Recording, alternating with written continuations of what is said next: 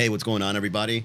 Time for another episode of the Miami Comedy Podcast. It's me, Manny Garavito, your host, back at it again. And this time we're going to be talking about what are we going to get our situationships for Valentine's. Look, if you're from Miami the way I'm from Miami, you and I both know that we're out here just getting what we can. Okay, so I can only speak for myself and my experience. I did go on the live stream, talk to a couple people there. They kind of agreed for the most part what we came up with, which you're going to be hearing right now. But look, I would say if I were to give an estimate on how many situationships there are in ratio to actual relationships in the city of Miami, I would say the Pareto principle, 80% situationships, 20% actual relationships. But that's just my guess from my experience, okay? First things first. Latinas and Latinos in the city of Miami are absolutely crushing it when it comes to finding partners. We've got the swagger. We've got the confidence. Even if the guys are short kings, 5'6", we're still out here gift of gabbing these ladies. Even if they're visiting us and they don't know what we're saying, they still love the language. We just know how to romance. We know how to use the love language of Espanol. The thing is, when you get a Latina a Valentine's Day gift, even if she's got multiple guys she's seeing, you still got to outdo them all. Especially if you want to stick around for this next cycle of the roster. Especially if you want to stick around for this next cycle, okay? Valentine's Day is when the rosters get filtered out by the ladies. And I have a theory that the bigger the gift, the better. You need to go hard when it comes to how much space the gift takes when you give a gift to a Latina on Valentine's Day, because they want the flowers that look good on the gram. They want the teddy bear that's 10 times bigger than them. And what they're really doing when they post it on social media is to tell all the other guys in her DMs to be jealous, that she's loved, but you can still stick around and give the attention whenever she needs it. That's all I'm saying. She's literally leaving you on red while you're talking to yourself on the DMs. And then this is the year where she's reminding those guys, look, I didn't unfollow you, I didn't block you, but the attention you're giving me, I'm getting it elsewhere and then some. Look at the size of this teddy bear. This entire bouquet took up the whole car. And if you really want to take it up an extra notch, if you get her flowers, have it take up the whole room. The more space the gift needs, the better. It needs to look good on the gram because the attention supply needs to be reinforced by letting them know that they got to step their game up. And that's the thing about, look, not judging ladies. I know you're out there, you're talking to multiple guys, or a lot of guys are talking to you. I get it.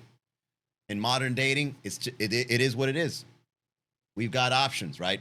But the thing when it comes to modern dating is, if you have this abundance of attention, you also got to, come on our side and understand where we're coming from.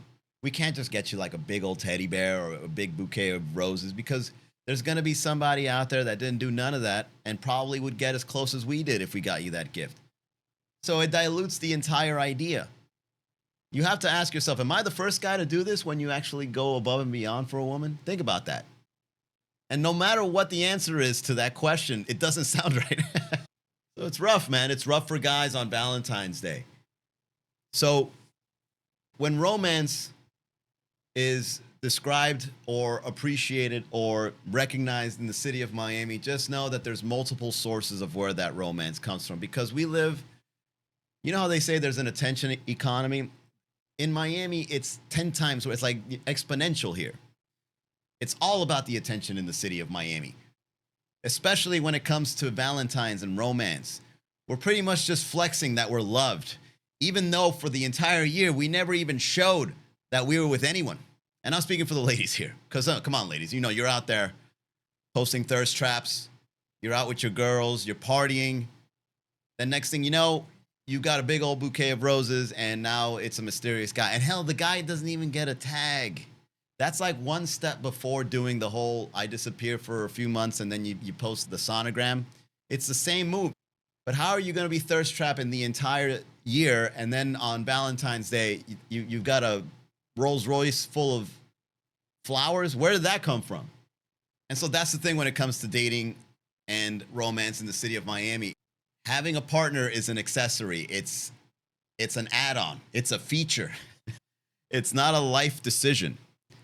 It's the one that makes the others know that there is a supply of romantic attention. I believe the reason why it's so difficult in the city of Miami is because, and again, I don't want to come off like I'm hating. I'm not. I'm just trying to describe it for my listeners, okay? I know how to navigate this minefield of love in the city of Miami. I'm doing pretty good. The thing is, I'm not accustomed to this. This is all new to me too. I evolve and adapt. You got to be like the animals at the Galapagos. You know how like the birds got to like twist up the beaks in order to catch the fish or the worm or whatever? That's what guys got to do in the city of Miami. When you come here, you've got to evolve and become somebody that adapts to the dating culture. Soon as you land in Miami, you got to get a fade no matter what hairstyle you got. You got to get a fade. You got to get the piercing with the diamond, and you got to get a gold chain, and you got to immediately become toxic. You got to shed your old skin. So when we're celebrating Valentine's Day in the city of Miami, you have to ask yourself, what is this minefield like? If all the women are practicing hypergamy, and in case you don't know what that is, it's a fancy word where she's always looking for the next viable option. So she can have somebody, and while you're working in that relationship to keep her around, she's also like, well, I'm also going to leave if you mess up. I'm going to go to the next guy and, upgrade from there. So you've got that going. But then, ladies, I'm on your side too. But then you have the guys, that evolved and adapted to the city of Miami, and they're polyamorous, right? They're trying to find multiple partners. They're trying to get their roster going, as they say. But then when you listen to songs like, Bad Bunny, Titi me preguntó, right? And he's saying like, I've got multiple girlfriends and I'm going to take them all to the VIP. Who enjoys that song the most? The ladies. So what does that say? What does that say for Valentine's Day in the city of Miami? If the guy has enough status, I will contribute to the polyamory that he is seeking. Imagine being the guy buying the flowers or buying the big teddy bear. She posted on her stories, and then the following story, she's in someone else's VIP, let alone Bad Bunny's, right? So that's what it is. The women are hypergamous, and the men are polyamorous.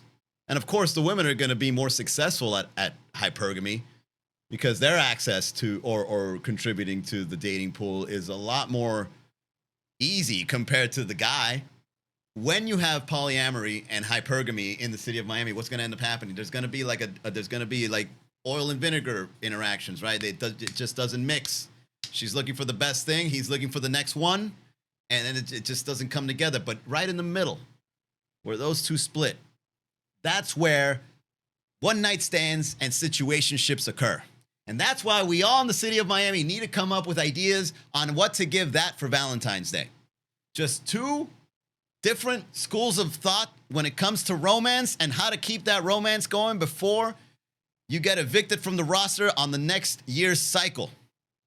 Because this is the time where everybody updates their roster, especially the ladies based on the gift. Because what are the ladies going to get guys for Valentine's Day? You already know. You already know. And another thing I got to add on is whatever you give her for Valentine's Day, make sure it's not something she could give to the next guy for Valentine's Day, if you know what I mean. How are you going to buy your girl lingerie for Valentine's Day? She's going to walk in looking amazing, and I'm sure the next guy is going to agree with you. We can't do that. Even if women were to give us something like a pack of underwear for Valentine's Day, we can't walk in the room wearing tighty whities talking about, you ready for your Valentine's Day gift? No.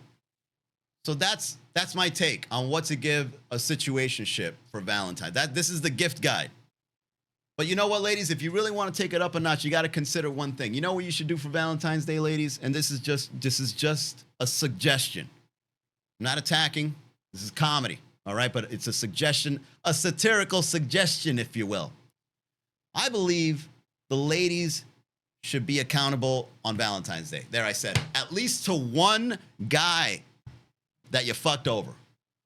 Ladies, let go of the guilt. I know you're walking around with that guilt. I know. I've been there. You got to understand, ladies, accountability is not a woman or a man thing. It's not a girl or a guy thing. It's a human being thing. You fuck somebody over, you got to make it right. You got to say you're sorry. You got to acknowledge and be self-aware of what you've done. Us guys, we can't live with that. It's a burden for us. We feel it. We go around and we fucked up. That shit hurts. Like, it's heavy carrying that around. And that's why you ladies are always moody. When you're in a bad mood, like you're really in a bad mood. Why? Because you got all that accountability pent up that you refuse to be self-aware of. I'm never wrong. You know how heavy that is to carry forever? All those guys you fucked up, screwed over. That's not good for you, man. That ruined that emotionally. That must be like wearing a big, heavy harness made out of lead. That guilt that you got to drag for the rest of your life. And so when you get hungry, it's like tenfold. I'm hangry. Well, what did you do? So here's what you do, ladies.